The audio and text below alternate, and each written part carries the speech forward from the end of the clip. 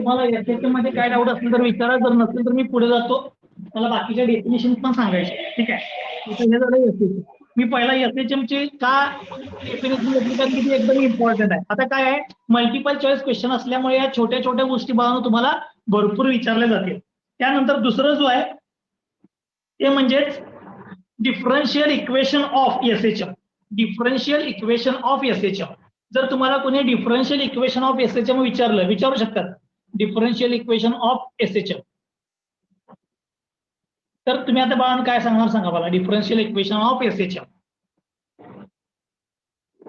बघा, त्यासाठी काय करायचं, हे इक्वेशन घ्यायचे, हे इक्वेशन ऍक्सलरेशनचं, आणि या इक्वेशन मध्ये मॅक्सिमम ऍक्सलरेशन कन्सिडर करायचं. मी म्हणतो कन्सिडर मॅक्सिमम ऍक्सलरेशन. मग जर तुम्ही इथं मॅक्सिमम ऍक्सलरेशन कन्सिडर केलं तर ही साईनची किंमत किती असणार. मॅक्सिमम म्हणजे साईन किती होणार, मॅक्सिमम म्हणजे साईन किती होणार, 1. बरोबर. म्हणजे मॅक्सिमम म्हणजे साईनची किंमत किती व्हायला पाहिजे, 1. म्हणजे हे 1 झालं.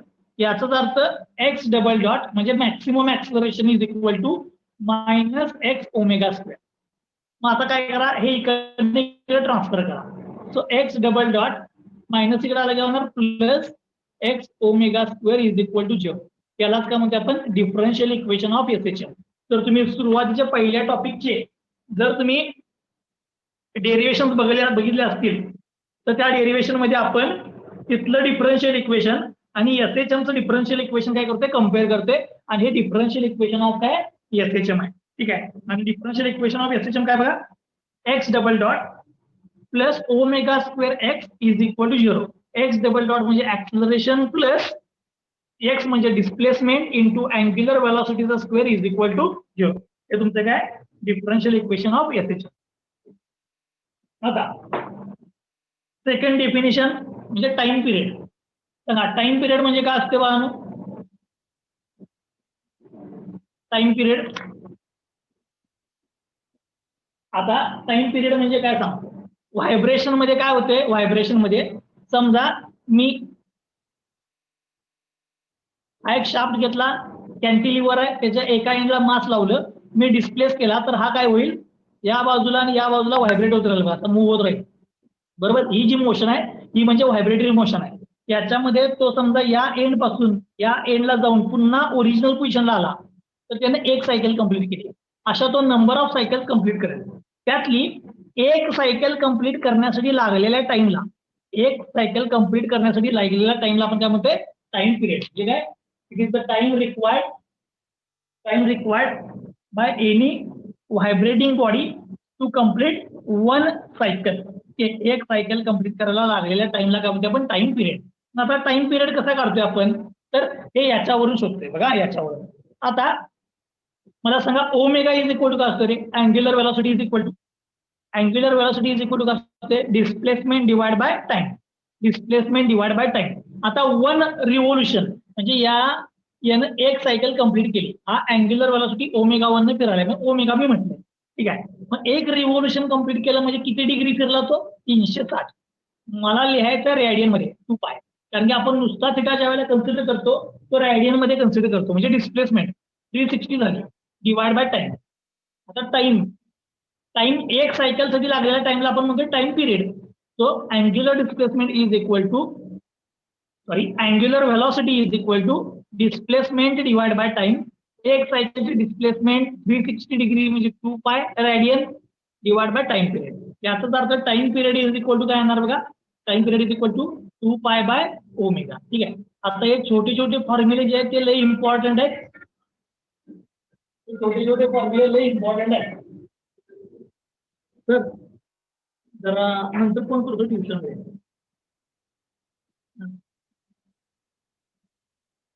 मोडीवरती सोपा आहे, काय नाही, काय नाही, काय नाही.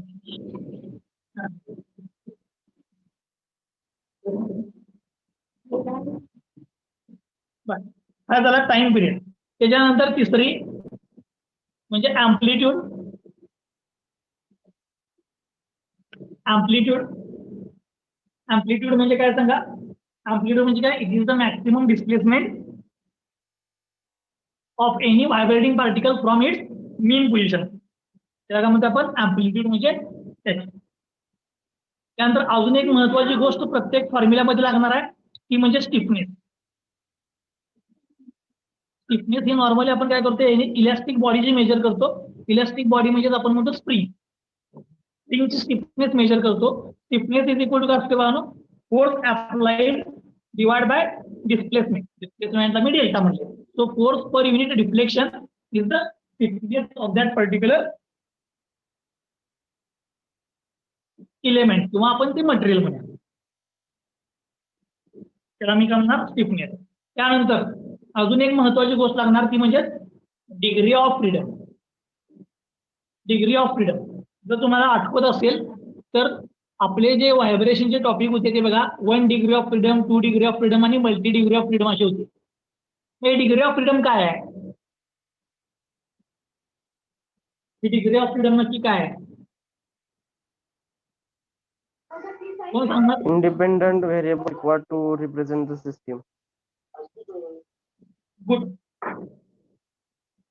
बघा, the minimum number of independent coordinates required to specify the system is called degree of freedom. Example देतो म्हणजे तुमच्या लक्षात येईल. बघा, समजा मी एक स्प्रिंग मास सिस्टीम घेतली. हे मास आहे आणि हे त्या त्याची स्टिफनेस आहे म्हणजे स्प्रिंग मास सिस्टीम घेतली. आता या सिस्टीम मध्ये याची डिस्प्लेसमेंट जी असणार ती x1 असणार. म्हणजेच काय, याची व्हेलॉसिटी, याचं ऍक्सलरेशन, याची डिस्प्लेसमेंट मला जर द्यायची असेल तर एकच कॉर्डिनेट बास आहे x1. अजून एक केस सांगतो.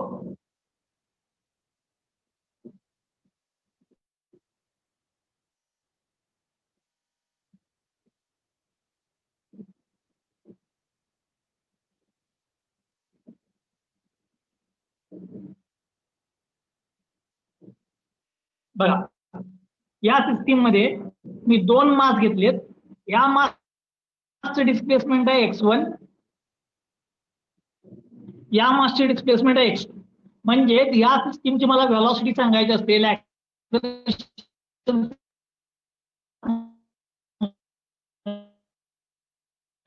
तर तुम्हाला 2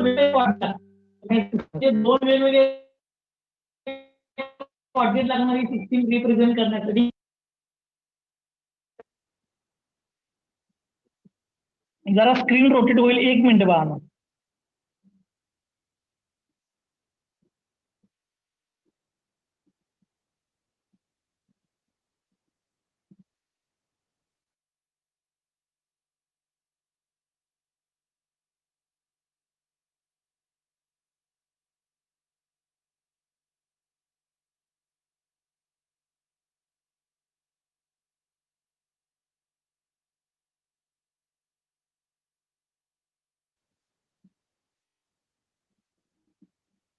आता स्क्रीन दिसते का व्यवस्थित?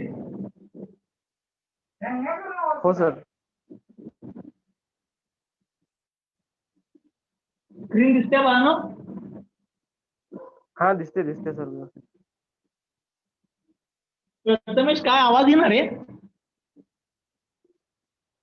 हा दिसते सर व्यवस्थित. ओके, ठीक आहे. ते काय झालं, मी ह्याचं नेट कनेक्ट केलेलं राउटरचं, त्याचे शिफ्ट झालं याच्या मोबाईलच्या नेटला. मग ते मधनच काय होतं, स्क्रीन गायब होत्या. ओके, चलो. सो मला डिग्री ऑफ फ्रीडम म्हणजेच काय, number of independent coordinates required to specify the system. मग इथं मला 1 कोऑर्डिनेट लागणार, इथं मला 2 कोऑर्डिनेट लागणार. म्हणजे हा 2 डिग्री ऑफ फ्रीडम सिस्टीम आहे, ही 1 डिग्री ऑफ फ्रीडम सिस्टीम आहे. आता काही वेळेला काय होतंय की व्हायब्रेटिंग बॉडी ही लिनियरली मूव्ह होणारी असते किंवा ऑसिलेटिंग असते.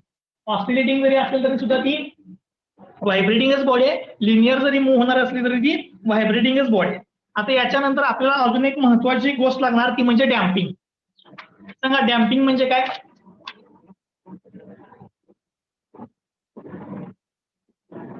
Damping Opposition to the motion. Yes, it is the resistance to the motion of any vibrating body is called damping. ठीक आहे. नॉर्मली हे डॅम्पिंग जे आहे ते आपण एक्सटर्नली पर्पजफुली प्रोव्हाइड करू शकतोय किंवा काही सिस्टीम अशा असतात की ज्याच्यामध्ये स्वतःमध्ये डॅम्पिंग असते. म्हणजेच काय, आपण नॉर्मली जे डे टू डे लाईफला जेवढ्या काही बॉडी बघतो त्याच्यामध्ये काय होते, बॉडी हे स्वतः काय करते बघा, त्याच्या मोशनला अपोज करते आणि डॅम्पिंग प्रोव्हाइड करते. ठीक आहे, डॅम्पिंग ही पण बघा एकदम महत्वाची गोष्ट आहे. त्याच्यानंतर डॅम्पिंग कोइफिशियंट. डॅम्पिंग कोइफिशियंट म्हणजेच काय असते बघा, force per unit velocity. Damping coefficient याला आपण सी म्हणतो. Damping coefficient. डॅम्पिंग कोइफिशियंट म्हणजे काय असते, फोर्स पर युनिट व्हेलॉसिटी, किंवा आपण असं म्हणतो force is directly proportional to velocity. मी सुरुवातीला असं सांगत होतो बघा, force is directly proportional to velocity. मग force is equal to proportionality काढायचं, constant into velocity. Damping constant into velocity. व्हेलॉसिटीला फक्त आपण एक्स डॉट म्हणते. So F is equal to C into x dot. Velocity म्हणजे काय असते, x dot. Okay. So force per unit velocity is called damping coefficient. याच्यानंतर यातलं सगळ्यात महत्वाचं जे काय आपण जे सगळं नॉइज व्हायब्रेशन मध्ये बघितलं, जे अवॉइड करायचं आपल्याला ते म्हणजे काय, रेझोनन्स. रेझोनन्स साठी मला दोन गोष्टी लागणार. एक पहिली म्हणजे natural frequency of any system. आता नॅचरल फ्रिक्वेन्सी म्हणजे काय, फ्री व्हायब्रेशन मध्ये. फ्री व्हायब्रेशन म्हणजे काय, बॉडी व्हायब्रेट होताना बाहेरून फोर्स अप्लाय होणार नाही. अशामध्ये फ्री व्हायब्रेशन मध्ये जर तुम्ही त्याची फ्रिक्वेन्सी मोजली तर त्याला म्हणतो आपण नॅचरल फ्रिक्वेन्सी. फ्री व्हायब्रेशनची फ्रिक्वेन्सी म्हणजे नॅचरल फ्रिक्वेन्सी. कुठल्या पण सिस्टीमची नॅचरल फ्रिक्वेन्सी, आणि जर त्या सिस्टीमवरती तुम्ही एक्सटर्नली फोर्स अप्लाय केला तर त्या फोर्सची फ्रिक्वेन्सी, म्हणजे फोर्स अप्लाय केला त्याची फ्रिक्वेन्सी आणि त्या सिस्टीमची स्वतःची नॅचरल फ्रिक्वेन्सी ज्या वेळेला एक होते त्यावेळेला अँप्लिट्यूड ऑफ व्हायब्रेशन ही वाढत वाढत वाढतच जाते. अँप्लिट्यूड ऑफ व्हायब्रेशन ही वाढत वाढत वाढतच जाते. आणि अशी जी सिस्टीम असते, अशी जे काही अँप्लिट्यूड ऑफ व्हायब्रेशन जिथे वाढत जाते त्याला काय म्हणते आपण, रेझोनन्स जनरेट झाला. म्हणजे काय, आता एक एक्झाम्पल सांगतो इथं. समजा ही स्प्रिंग मास सिस्टीम आहे. या स्प्रिंग मास सिस्टीमला मी काय केलं, इनिशियली फोर्स लावला, डिस्प्लेस केलं, सोडून दिलं की बॉडी व्हायब्रेट व्हायला. याची मी फ्रिक्वेन्सी मोजली, ती म्हणजे याची नॅचरल फ्रिक्वेन्सी आली. एक्सटर्नल फोर्स नसताना याची फ्रिक्वेन्सी आहे. ठीक आहे, व्हायब्रेशनची फ्रिक्वेन्सी मोजायची म्हणजे एका सेकंदामध्ये किती सायकल कंप्लीट झाल्या असं मोजायचं. त्याची फ्रिक्वेन्सी मोजली. आता मी याला बाहेरून फोर्स लावला, मी याच्यावरती बाहेरून फोर्स लावला आणि फोर्स लावताना हा सायक्लिक आहे, म्हणजे थोड्या थोड्या वेळाने अप्लाय होते. आता अप्लाय झालं की परत थोड्या वेळाने, परत थोड्या वेळाने. आणि याची फ्रिक्वेन्सी म्हणजे सायक्लिक फोर्स अप्लाय केलेलीची फ्रिक्वेन्सी आणि या सिस्टीमची नॅचरल फ्रिक्वेन्सी जर एक झाली तर अँप्लिट्यूड ऑफ व्हायब्रेशन वाढत वाढत जाते. कुठेपर्यंत, हा कॉम्पोनंट फेल होऊस तोपर्यंत वाढत जाते. ठीक आहे, त्याला काय म्हणतो आपण, रेझोनन्स.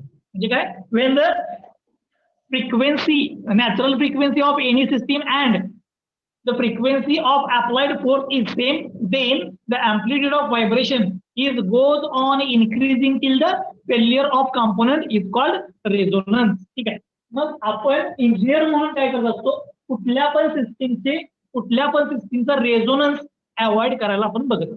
ठीक आहे, हे बघा झालं सगळं. आता याचं काय बेसिक डेफिनेशन ज्या सारख्या सारख्या आपल्याला लागणार आहेत त्या मी पटकन तुम्हाला सांगून घेतलं. आता एक दोन गोष्टी अजून म्हणजे आता मी थोडं जे शिकवा लागलोय ते मल्टिपल चॉईस क्वेश्चन मध्ये काय येईल या हिशोबानं तुम्हाला सांगायला लागले. म्हणजे या बेसिक गोष्टी आहेत, यातलं तुम्हाला काहीही विचारू शकतात एखादं याला. ठीक आहे, आपण एक दोन लेक्चर झाल्यानंतर मल्टिपल चॉईस क्वेश्चन पण आपण सॉल्व्ह करूया. पण त्याच्या अगोदर मी थोड्या काही गोष्टी ज्या आहेत त्या रिवाइज करून घेतो. आता मी जी सिस्टीम कन्सिडर केलेली की याच्यामध्ये एक मास होता आणि एकच स्प्रिंग होती. पण जर समजा मी एकापेक्षा जास्त स्प्रिंग लावल्या तर त्या स्प्रिंगचे कॉम्बिनेशन एकतर सिरीज मध्ये असेल किंवा एकतर पॅरलल मध्ये असेल. म्हणून मी इथे घेतो स्प्रिंग इन सिरीज.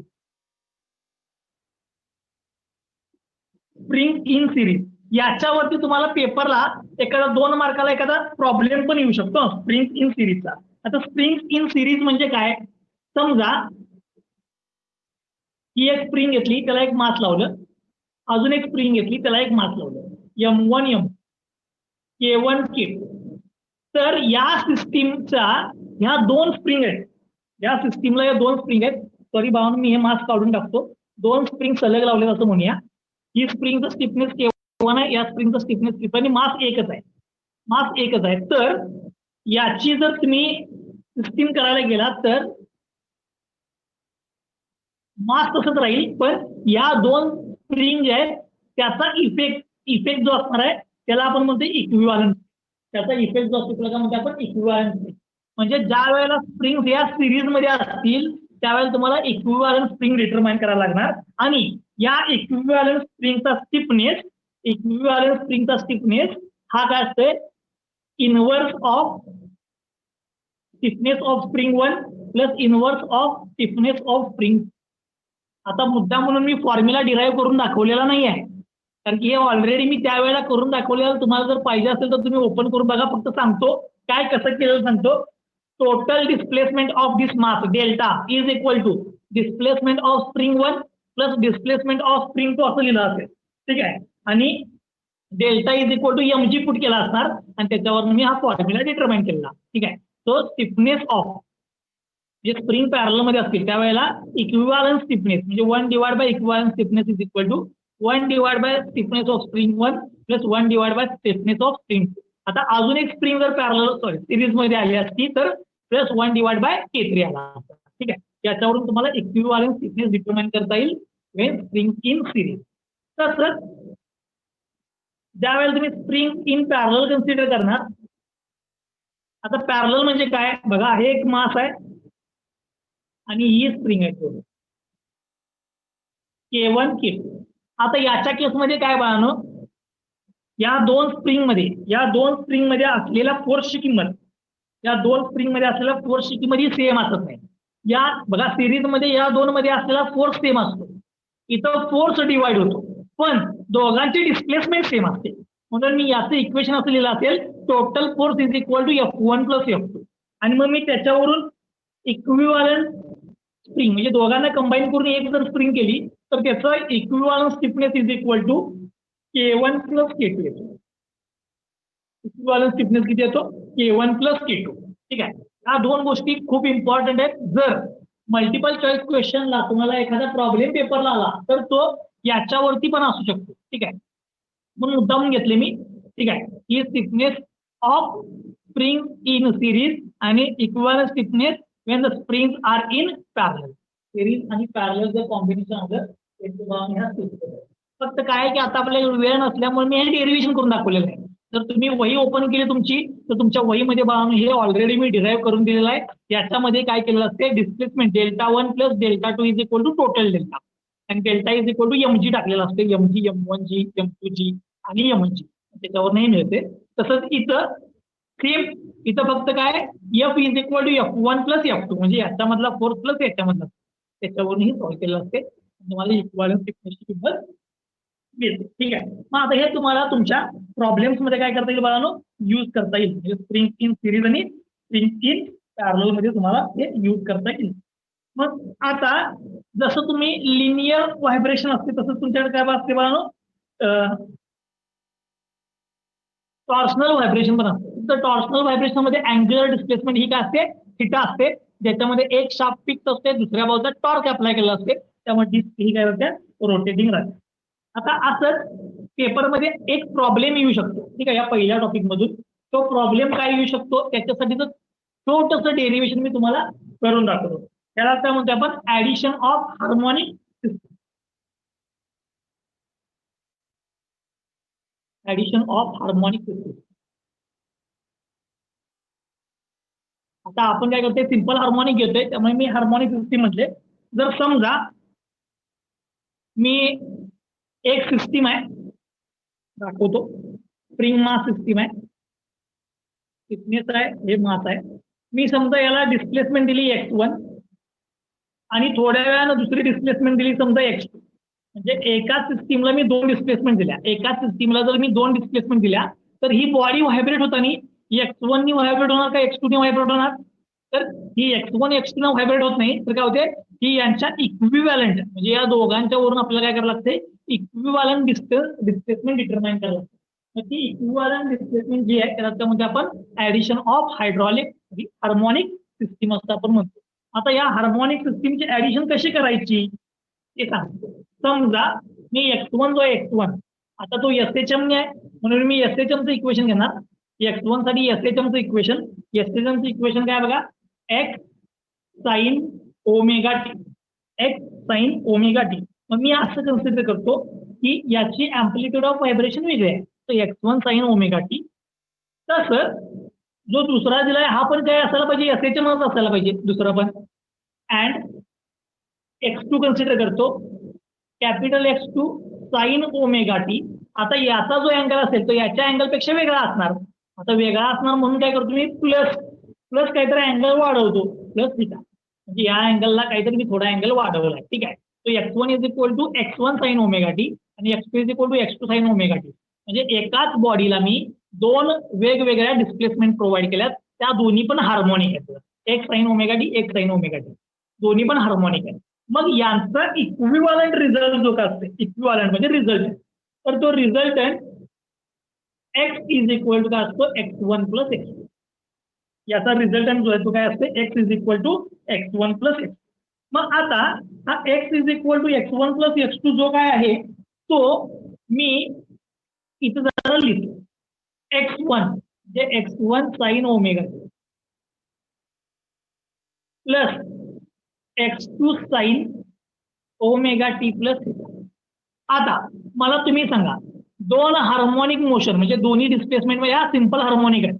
यांचा रिझल्टंट जर तुम्ही कॅल्क्युलेट केला रिझल्टंट तर तो हार्मोनिक येणार का नाही. या दोन्हीचा रिझल्टंट तुम्ही काढला तर तो हार्मोनिक येणार का नाही. येणार. येस हार्मोनिकच येणार. मग हार्मोनिक म्हणजे काय मी म्हणतो x sine omega t plus beta असं कन्सिडर करतो. x sine omega t plus beta म्हणा किंवा अल्फा म्हणा काहीतरी म्हणा. ठीक आहे अल्फा म्हणा किंवा बीटा म्हणा. मग आता मला काय करायला पाहिजे हा x आणि हा बीटा म्हणजे रिझल्टंटचा x म्हणजे अँप्लिट्यूड आणि रिझल्टंटचा बीटा म्हणजे अँगल मला डिटरमाइन करायला पाहिजे. मग मी हे डिटरमाइन करण्यासाठी मी काय करतो साइन ए प्लस बीचा फॉर्म्युला इथं वापरतो. So x1 sine omega T हा तसाच ठेवतो प्लस x2 साइन ए प्लस बीचा फॉर्म्युला सांगा. Sign A cos B plus cos A sine B. ठीक आहे तसंच या बाजूला पण वापरता येईल. So x sign A cos B plus cos A sine B me formula वापरला. आता थोडं काय करतो या x2 आत मल्टिप्लाय करून घेतो. x2 आत मल्टिप्लाय करतो म्हणजे काय येणार बघा x1 sine omega t plus x2 sine omega T cos theta plus x2 cos omega T sine theta. आत मल्टिप्लाय करून घेतलं x2 न इथे x न मल्टिप्लाय करतो. तो x sine omega T cos beta plus x cos omega T sign beta. ठीक आहे. आता जर असं काय करूया या दोन्ही बाजू कम्पेअर करूया. कम्पेअर करण्यासाठी बघा या दोघांच्या मध्ये साइन कॉमन आहे बघा बाहेर घेतो साइन ओमेगा टी बाहेर घेतो. जी इथं काय राहणार x1 प्लस इथं काय राहणार बघा x2 कॉस थिटा प्लस इथं बघा कॉस बाहेर घेतो x2 साइन थिटा. आता इथे एक कॉसची एकच टर्म आहे म्हणून फक्त कॉस बाहेर घेतला x2 साइन थिटा इथं आहे. आता इथं बघा इथं साइन बाहेर घेतो.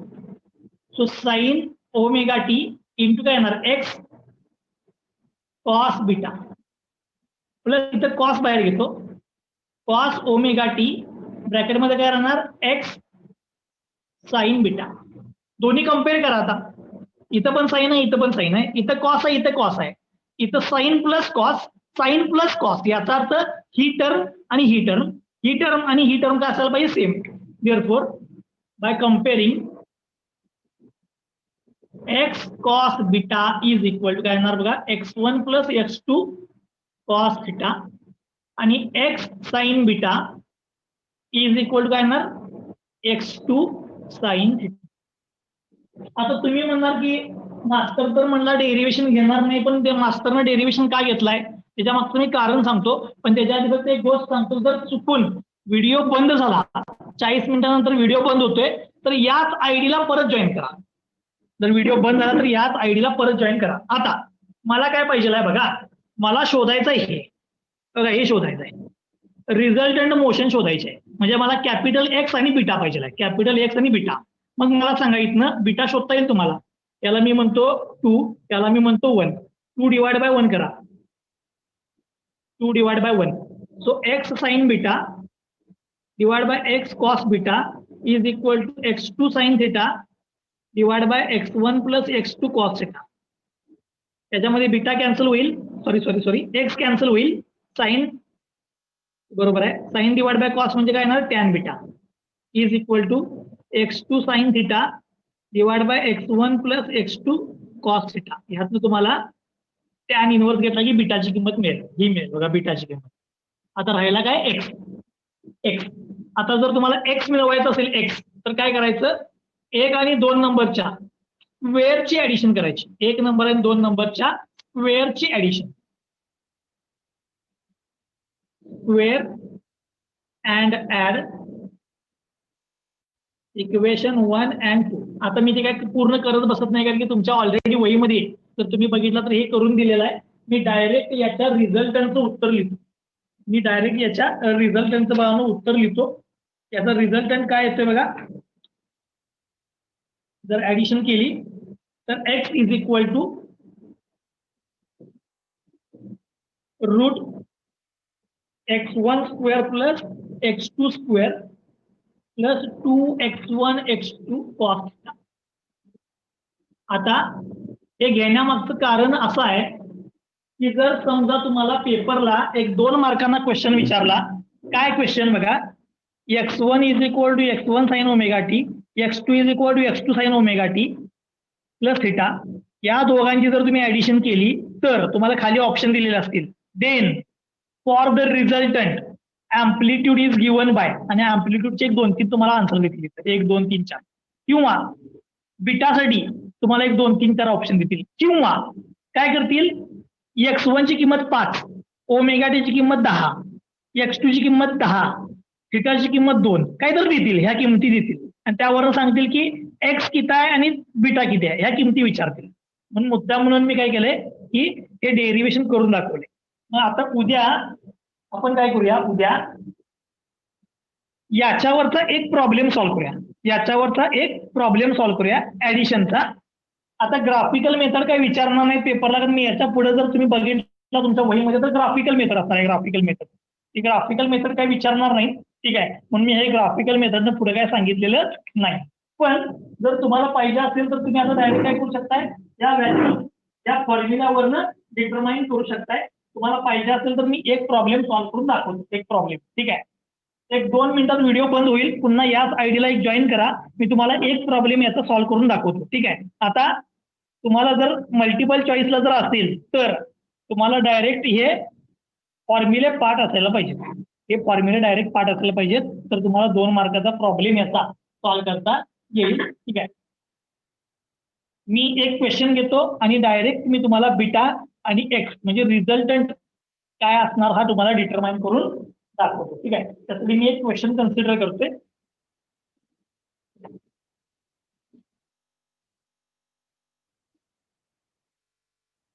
x1 is equal to 15 sign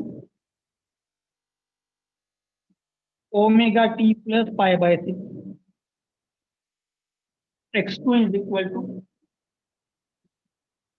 10 cos omega t plus pi by 6.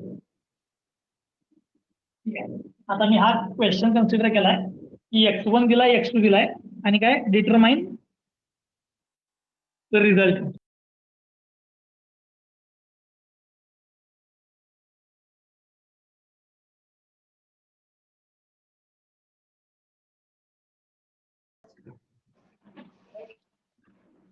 चलो लक्ष द्यावा.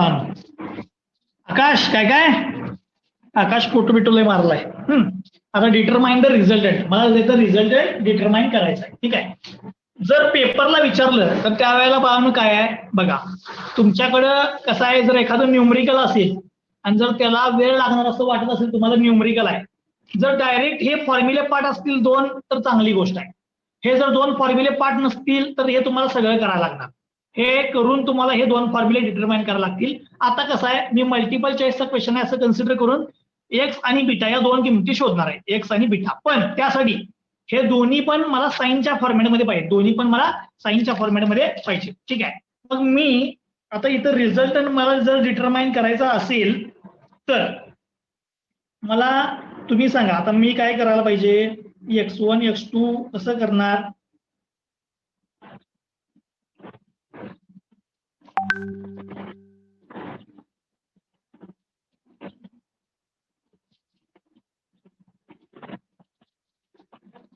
जरासं फक्त एक चेंज करतो बघा, म्हणजे ते नाही ओमेगा टी. चलो, मग आता जर मला डिटरमाइन करायचं असेल तर पहिल्या कॉस्टला काय करायला पाहिजे, साइन करून घ्यायला पाहिजे. ठीक आहे. So x2 is equal to 10. कॉस्टचं मी साइन लिहितो. जर मी साइन लिहिला तर सांगा cos theta is equal to किती साइन थिटा असते? कॉस्टचं मला बघा काय करायचं, साइन मध्ये कन्वर्ट करायचं आहे. तुम्ही एक सांगतो डायरेक्ट कॉस्टचं साइन कन्वर्ट करून करू शकताय, किंवा तुम्ही मगाशी जे मी सांगितलं हे पूर्ण हे लिहायचं, पूर्ण लिहायचं, सॉल्व्ह करत जायचं, पूर्ण असं पण करू शकताय.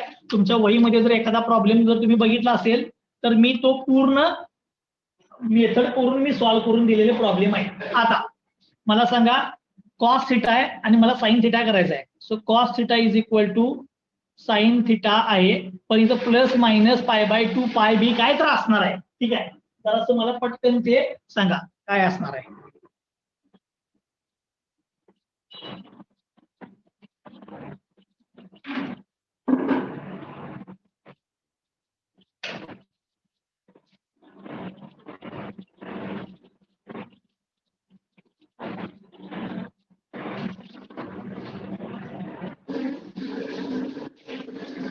सांगा पटकन.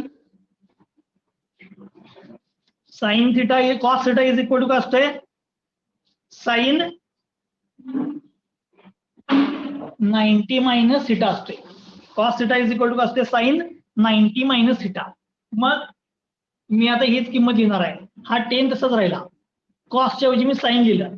आता इथे काय आलं पाहिजे, 90 मायनस थिटा. 90 म्हणजे π/2. So π/2 minus theta. आता ही किंमत मायनस व्हायला पाहिजे, minus omega t minus π/2. Okay. So x2 is equal to 10 sine काय बघा, साइन 90 मायनस थिटा मी ही किंमत लिहू शकतोय. So 10 sine π/2 minus π/3, π/2 minus π/3. Sir काय आलं, तर ते cos theta equal to sine π/2 plus theta असते ना ते? काय आलं, cos theta is equal to sine π/2 plus theta. π/2 minus theta असते रे. बघा कोणता अनेक चेक करा.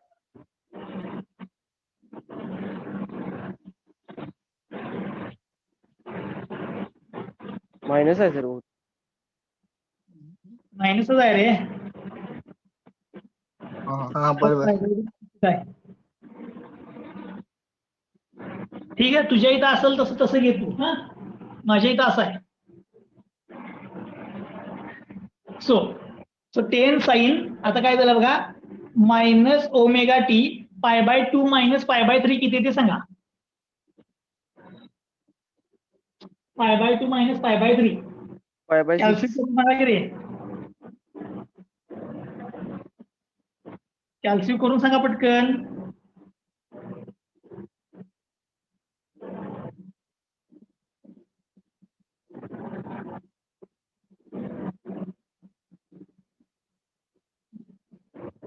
अरे सांगणार आहे काय,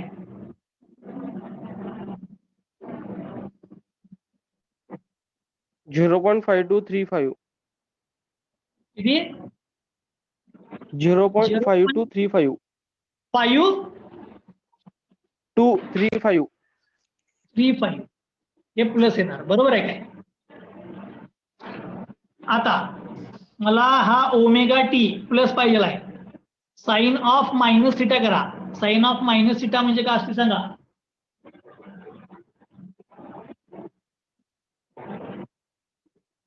sign of minus theta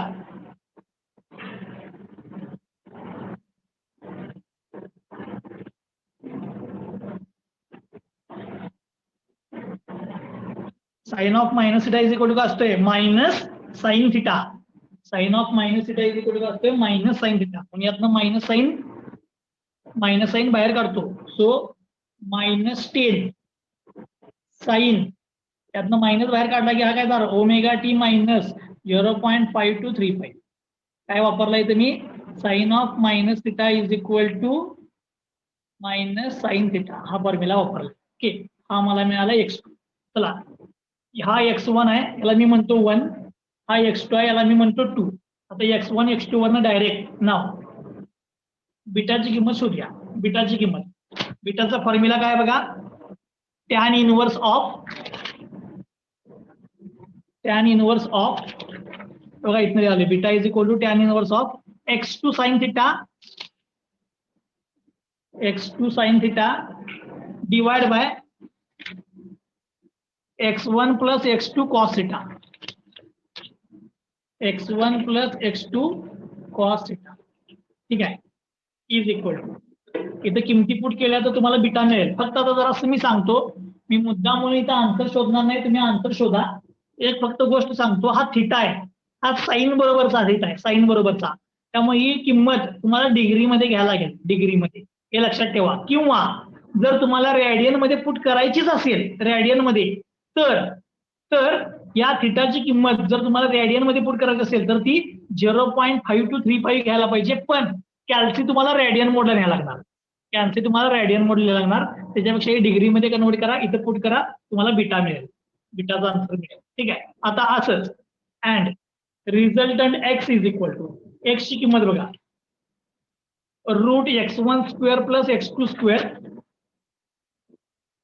route x1 square plus x2 square plus 2 x1 x2 cos theta 2 x1 x2 cos theta आता इथं पण सांगतो x1 किती आहे बघा हे स्मॉल मध्ये बघा सॉरी हे स्मॉल आहे x1 किती आहे 15 x2 किती आहे 10 हे 15 आहे हे 10 आहे 15 10 थिटाची किंमत इथं या थिटाची किंमत हे कॉस मधलं नाही घ्यायचं साइन मधलं पाहिजे हे थिटाची किंमत इथं यायचं सॉरी x2 ची किंमत -10 आहे x2 ची किंमत -10 आहे लक्षात ठेवा x2 ची किंमत -10 आहे आता थिटाची किंमत ही आहे ओमेगा टी प्लस किंवा मायनस थिटा ही मायनस किंमत आहे पण थिटाची किंमत तुम्हाला ही मायनस पुट करायला पाहिजे पण तुम्ही जर ही डायरेक्ट इथं पुट केली तर तुमचा कॅल्सी रेडियन मोडला पाहिजे आणि जर हे पुट करायचं नसेल तर याला डिग्रीमध्ये कन्व्हर्ट करा डिग्रीमध्ये आणि ती किंमत इथं पुट करा